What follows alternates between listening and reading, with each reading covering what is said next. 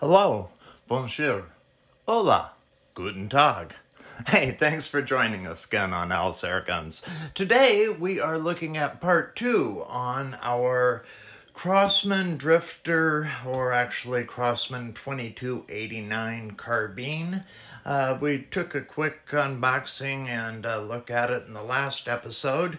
But since that time, we did a little bit of Crony testing, and we used both the Piranha 22 caliber 14.3 grain lead pellets that came with it. And also, since the numbers it gave for performance were also using alloy pellets, I made an assumption that they were referring to the Gamo PBA alloy. These are a 22 caliber and they are a 9.7 grain pellet. So we went ahead, ran many of them over my chronograph shooting Crony, and this thing served me well. Actually, I have a couple of them, and they continue to agree with each other, so yeah, that's good.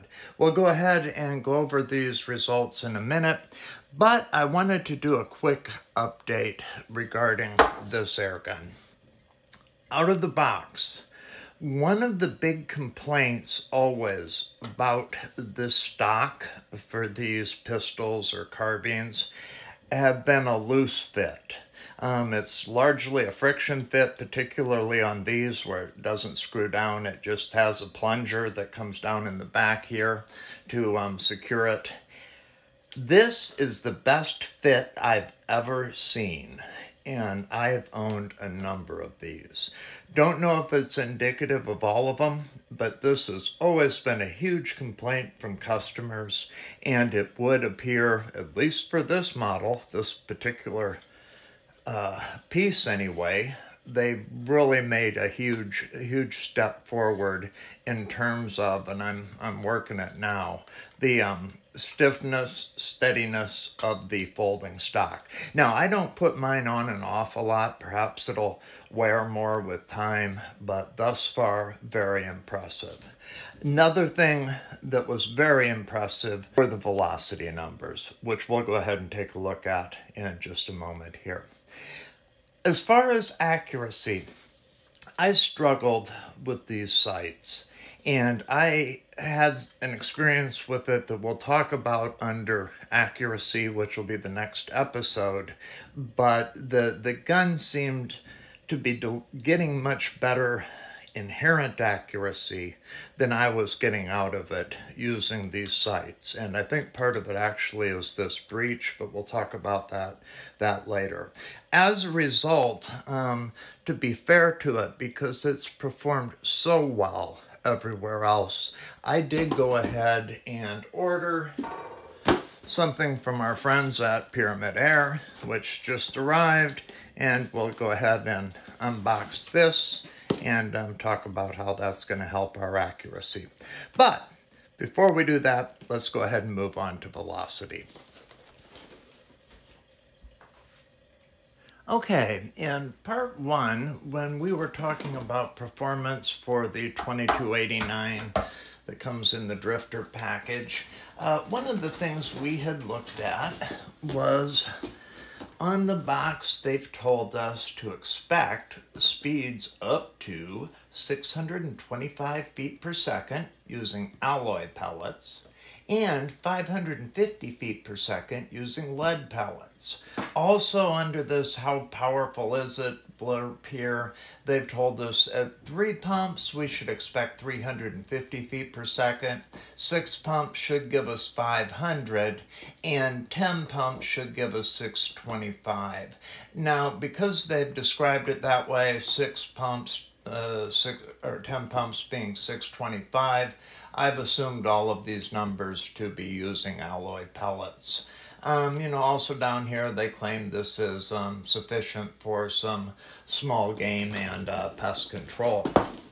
When we went to the chronograph, I was very impressed with the numbers. Actually, what we saw using these 14.3 grain Crosman Piranhas that came in the box, we saw velocities at 3 pumps of 397.16 feet per second, which was actually delivering an energy, a muzzle energy, of 5.01 foot-pounds.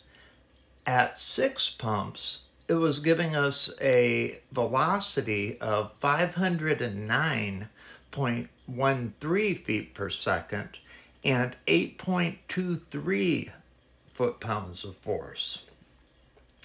If we went to 10 pumps using the lead pellet, and 14.3 grains of very common weight for lead pellets, using that, we came to 554.53 as an average for a number of shots over the Crony. So, you know, they definitely delivered on the 50 feet per second, or 550 feet per second velocity using the lead pellets. Taking a look at the alloys, we see similar things. They had promised us we would see 350 feet per second at 3 pumps. At 3 pumps, we actually saw 419.4, which delivered a muzzle energy of 3.79. Remember, these are 9.7 grain pellets, so while the velocity is impressive, your muzzle energy obviously is better with the lead. Going to 6 pumps, they had promised us 500 feet per second and delivered an average of 554.5 for 6.62 feet per second. And at 10 pumps, they had promised us 625 feet per second, when in fact we saw an average of 646 feet per second, for a total of 9 foot-pounds of energy. So at your max velocities, the alloys started to catch up a bit in terms of muzzle energy, but as you see, that energy is coming from speed, whereas the momentum and mass of the lead pellet comes on pretty darn early. So if you're thinking about pesting or those kind of things, I would encourage you to think about lead if you're able to use it and hit your target reliably. Okay, that's what we wanted to do as far as velocity. Next off, we're going to talk about accuracy and go ahead and look at upgrading both the breech and optics on this unit. So again, thanks a lot for tuning in, and we look forward to seeing you on the next one.